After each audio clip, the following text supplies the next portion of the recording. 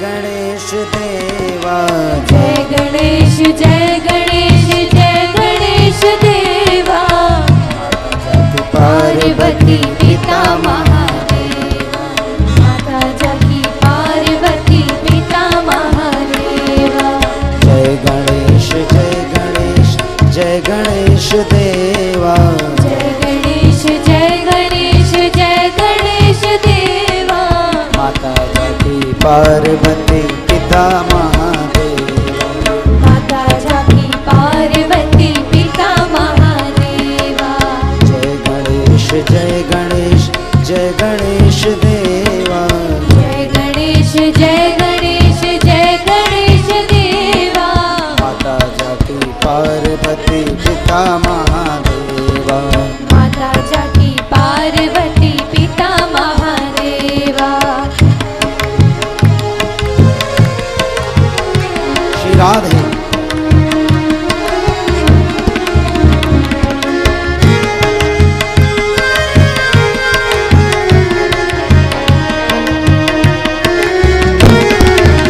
एक दंत दयावंत चार एक भुजाधारी दंत दयावंत चार भुजाधारी माथे संग सोहे मूस की सवारी माथे पे तिलक सोहे मूस की सवारी चढ़े फूल चढ़े और चढ़े मेवा पान चढ़े फूल चढ़े और चढ़े मेवा लड्डुअन का भोग लगे संत करे सेवा लड्डुअन का भोग लगे संत करे सेवा जय गणेश जय गणेश जय गणेश देवा माता जाकी पार्वती पिता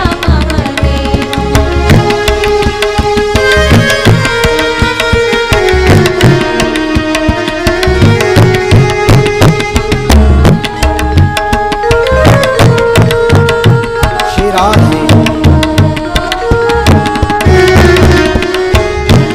को आँख देख कोढ़िन को काया धन को आँख देख कोढ़िन को काया माझन को पुत्र देत निर्धन को माया माझन को पुत्र देत निर्धन को माया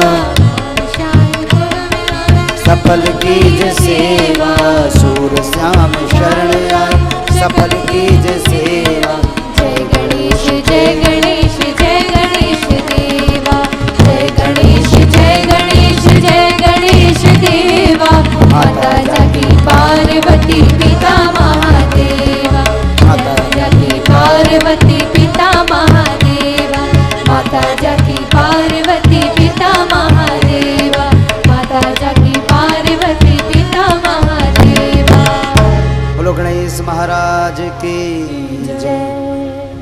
इसके बाद हो श्री राधे विद्या वरदानी हो मेरो वाली हो ओ माँ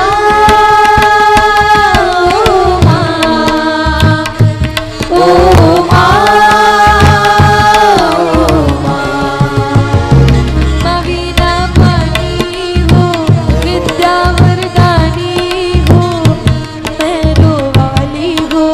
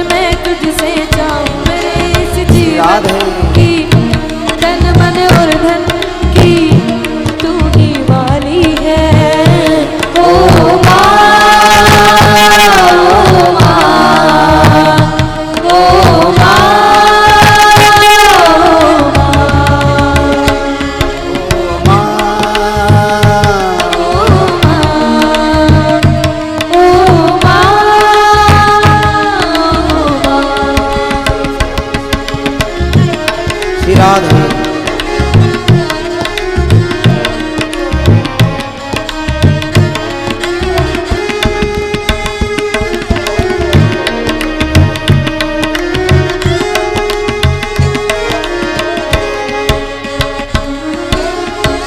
आँखों की श्री राधे। माँ प्यास बुझा दो, आँखों की माँ प्यास बुझा दो, देखे दर्शन है जग जननी, ज्ञान की जोत जला दो। माता शीतल है, माँ तू निर्मल है, ओ माँ, ओ माँ, वीणा पानी हो, विद्या वरदानी हो, श्री राधे। पैरों वाली हो, ओ माँ, ओ माँ,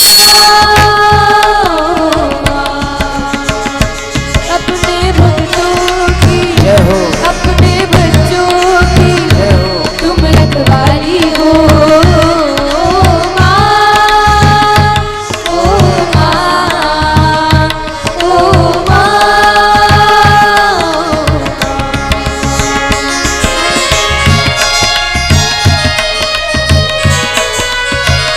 वीणा पानी हो, विद्या वरदानी हो, पैरों वाली हो, ओ माँ,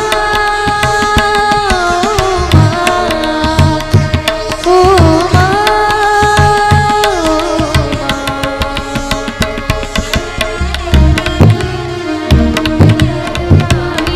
हो, पैरों वाली हो, ओ माँ,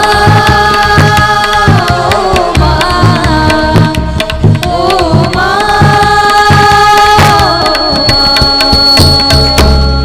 बोलो सरस्वती माता की जय। बोले भागवत भगवान की जय। बोलो बांके बिहारी लाल की जय। राधा रानी की जय। जय जय श्री राधे। मुनीन्द्र वृंद वंदिते त्रिलोक शोक हारिणी प्रसन्न गोत्र पंकजे निकुंज भूविलासी ब्रजेंद्र भानुनंदिनी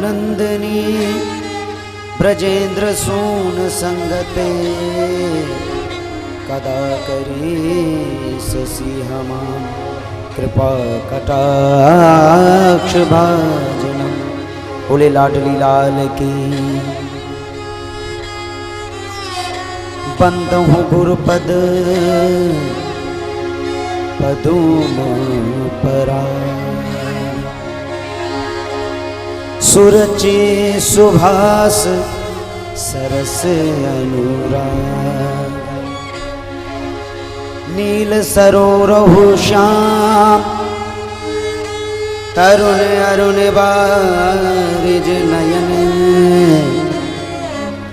करहु सदा उर्धाम सदा क्षीर सागर शयन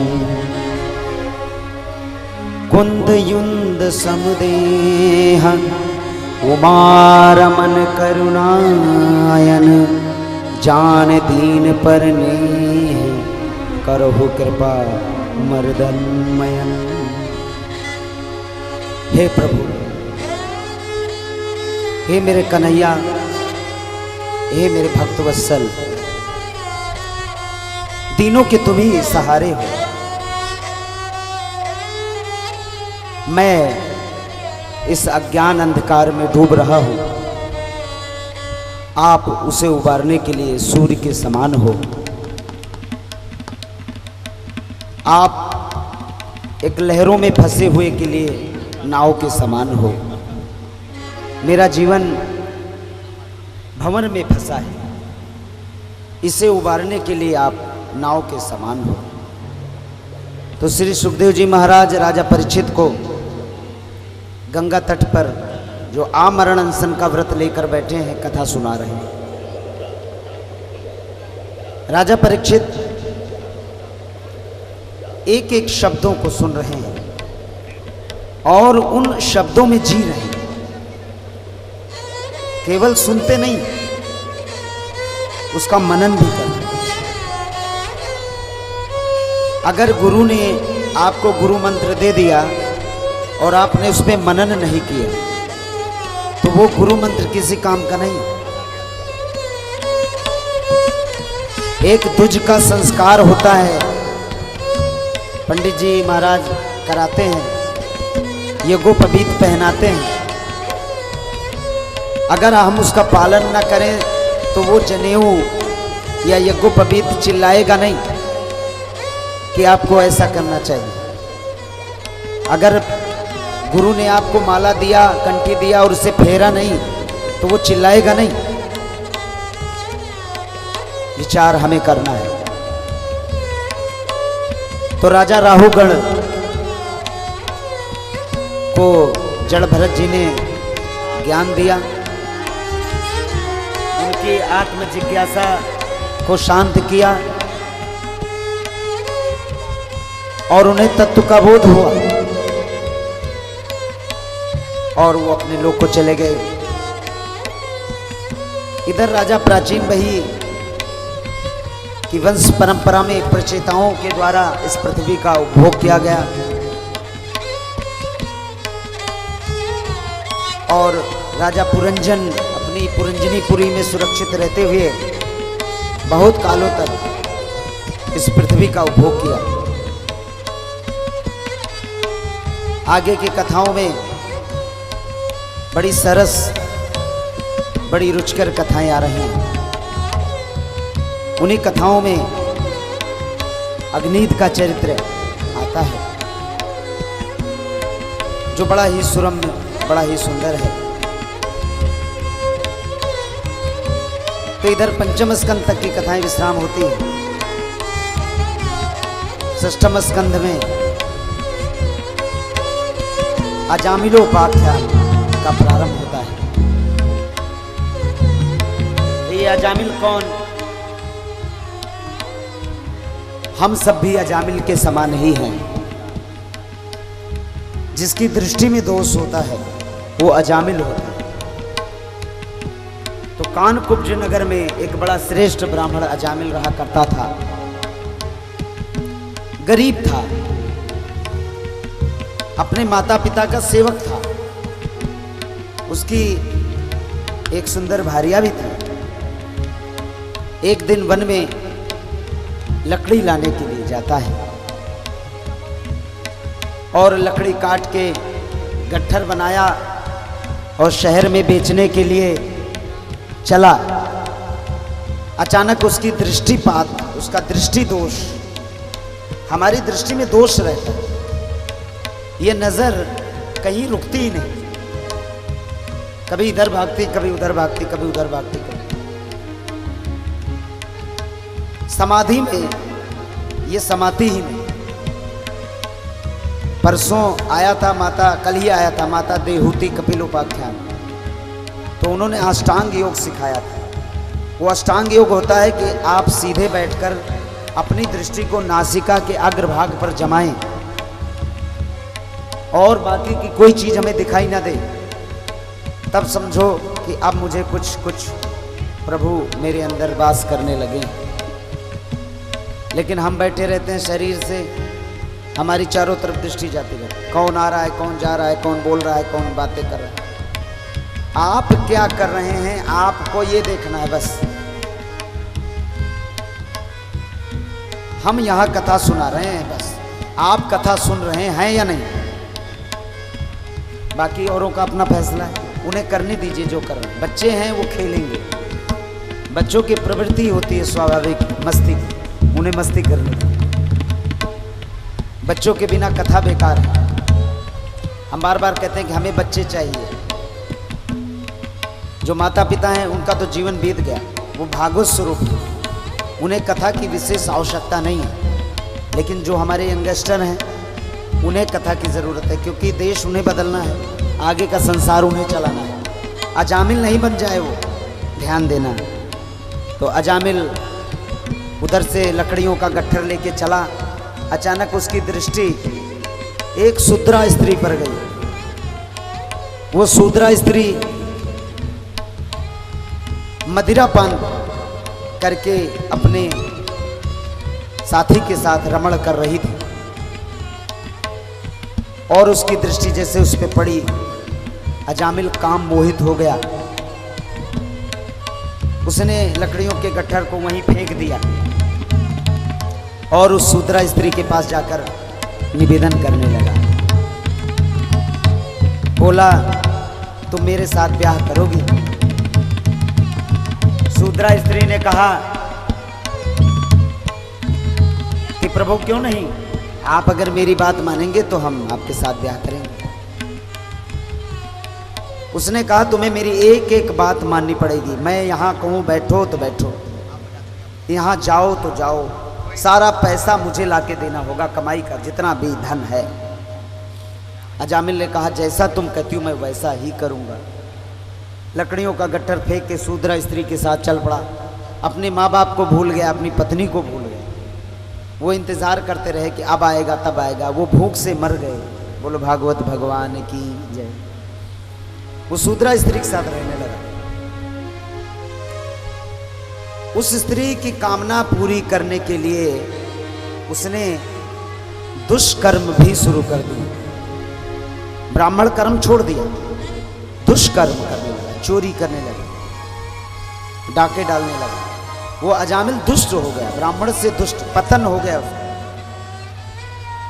तो भगवान कहते हैं कि देख लो कहीं आपका पतन ना हो जाए।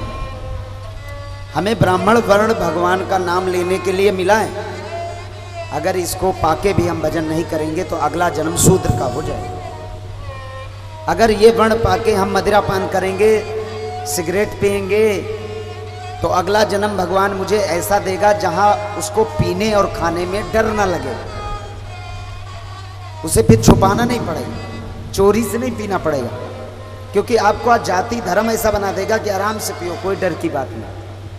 और एक शूद्र वेद पाठ शुरू करेगा तो अगला जन्म उसका ब्राह्मण का मिलेगा। भगवान कहेंगे जा बेटा बैठ के आराम से वेद पाठ कर, अब तुझे डरने की कोई बात नहीं है।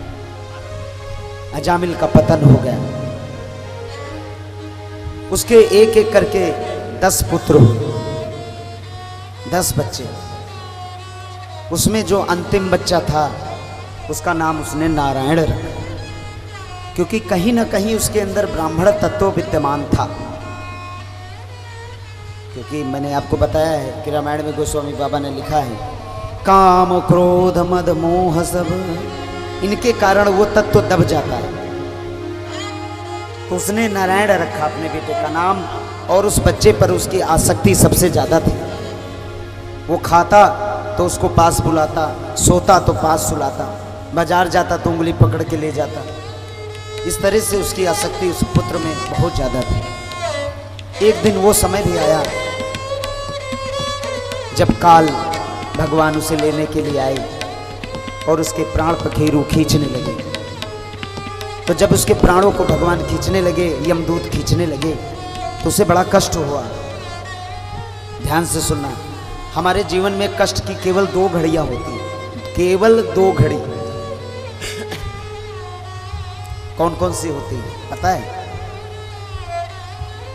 एक होती है जब हम जन्म लेते हैं माँ के गर्भ से, वो मृत्युमय संकट होता है, अब मरा तब मरा, अब मरा तब मरा। और एक जब मरते हैं तो इन दोनों स्थितियों में बहुत बड़ा कष्ट होता है जीव को, बहुत बड़ा कष्ट। गर्भ में कष्ट में ही रहता है। भगवान से कहता है प्रभु मुझे बाहर मत निकालना, क्योंकि तुम्हारा दर्शन हम यहाँ नरक में पढ़कर भी कर सकते हैं, लेकिन बाहर जाते ही माया मुझे प्रभावी हो जाएगी और आपका नाम कीर्तन छूट जाएगा। तो कहते हैं बरु भलबास, बरु भलबास, बरु भलबास नरक करता, बरु भलबास नरक करता था। दुष्ट संग जन दीन विधाता, दुष्ट संग जन दीन विधाता। नरक में रह लो लेकिन दुष्टों का संग न करो। गंदे कपड़े पहन लो लेकिन दुष्टों का संग न करो। नमक रोटी खा लो लेकिन दुष्टों का संग न करो। दुष्टों के संग का हलवा पूड़ी बेकार है, तुम्हें वो नरक में ले जाएगा। और नरक में संतों का संग हो, कीर्तन हो, तो फिर आपको स्वर्ग की प्राप्ति करा देगा। अजामिल का संग दुष्ट का संग होगा, कुल्टा स्त्री का संग होगा। यमदूतों ने उसके प्राण खींचे, वो चिल्लाया, उसे अपने सारे कर्म याद आ गए। अपने तरफ देखो, जब भी कोई मरता है, मरने के समय जब चारपाई पे पड़ता है तो पड़ोसी को बुलाता है, भाई मुझे माफ करना, मैंने तुमसे लड़ाई किया था छज्जे के लिए। बेटी को बुलाता है, बेटी मुझे माफ करना, मैंने तुम्हें दहेज कम दिया था। बेटे को बुलाता है, बेटा मुझे माफ। तब सारी बातें याद आती, लेकिन जिंदा रहते ये बातें क्यों नहीं याद होती? अगर जिंदा रहते ही, शरीर में बल रहते ही ये बातें याद आ जाएं, तो वो जो चारपाई पे घटके लगते हैं वो नहीं लगेंगे, जो यमदूत प्राण खींचते हैं वो नहीं खींचेंगे। आपके प्राण ऐसे ही चले जाएंगे। भागवत में लिखा है, गजमस्तकम पुष्पहारम विसर्जनम तत्त प्राणो प्रचोदितम। कह रहे हैं कि उसके प्राण ऐसे चले जाते हैं जैसे कि हाथी के गले से कोई पुष्पों की माला खिसक जाए। बोलो भागवत भगवान की। फैसला आपके हाथ में है कि आप हाथी की माले की तरह अपने प्राणों को खिसकाना चाहते हैं या यमदूतों के द्वारा अपने प्राण खिंचवाना चाहते हैं। फैसला आपके हाथ में है।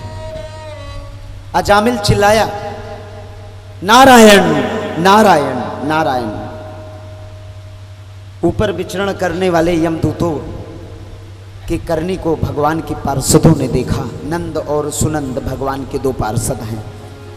उन्होंने कहा, अरे ये मेरे स्वामी का नाम ले रहे हैं, नारायण नारायण, अब तो इन्हें बचाना पड़ेगा। वो दोनों झट यमदूतों के पास आए और बोले, ठहरो, छोड़ दो इसे। यमदूतों ने कहा कि प्रभु मुझे आज्ञा मिली है, इसके प्राण मुझे ले जाने। बोले, भाई तुम इसे नहीं ले जा सकते, क्योंकि इसने मेरे स्वामी भगवान नारायण का नाम लिया है, ये तो मुक्त हो गया। जिस क्षण भगवान का नाम आधा चौथाई, पद पदेन पद्यम पाद्यम अश्वमेध यज्ञम, एक एक पग आप जब भागवत की तरफ बढ़ाते हैं, अश्वमेध यज्ञों का फल मिलता है। सहस्त्र यज्ञ, सहस्त्रों यज्ञों का फल मिलता है। भगवान के एक सुने सुनाए आधे चौथाई नामों का उच्चारण जब आप करते हैं तो आपके पाप तत्काल नष्ट हो जाते हैं और आप मुक्ति को प्राप्त कर लेते हैं। और इसने तो कई बार चिल्लाया, नारायण नारायण नारायण। अब आप इसे छोड़ दीजिए। यमदूतों ने उसे छोड़ दिया। यमराज के पास वापस गए, बोले, भगवान उसके प्राण मैं लेने गया, वहाँ तो भगवान के दूत आ गए, नारायण के दूत, उन्होंने हमें उसे लाने नहीं दिया। बोले, अच्छा, अब उसके तरफ जाना भी नहीं। यमराज कह रहे हैं, बोले, जहाँ कहीं भी मेरे भक्त बैठे हों, जहाँ कहीं भी मेरा भक्त मेरा नाम ले रहा हो, उसकी तरफ आंख उठा के भी मत देखना, क्योंकि मैं सबका मालिक हूँ और सबका मालिक वो है। बोलो भागवत भगवान की जय। इस प्रकार अजामिल के प्राणों को नंद सुनंद पार्षद ने मुक्त कराया और उन्हें दर्शन दिया। तो इससे पहले कथा आगे विस्तृत हो, मैं प्रभु से प्रार्थना करूंगा कि एक सुंदर सा भजन भगवान की सेवा में प्रस्तुत करें। बोलो भागवत भगवान की जय। और आगे श्री राधे श्री राधे।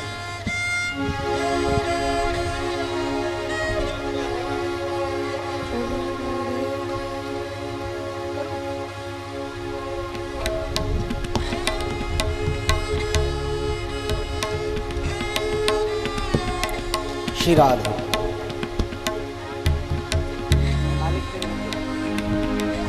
तो इस प्रकार अजामिल भगवान से प्रार्थना कर रहा है बड़े भोले भाव में कि तू सबका मालिक है और हम तेरे बंदे हैं। इस भजन का भाव है, ऐ मालिक तेरे बंदे हम, ऐसे हो हमारे कर्म दूषित हो गए थे, अब मुझे माफ कर दो प्रभु, अब मैं आपकी शरण में हूँ। बोलो भागवत भगवान की।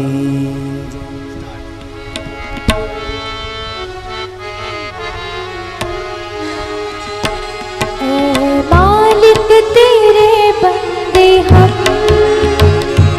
ऐसे हो हमारे करम, नेकी पर चले और बदी से टले, ताकि हंसते हुए निकले दम।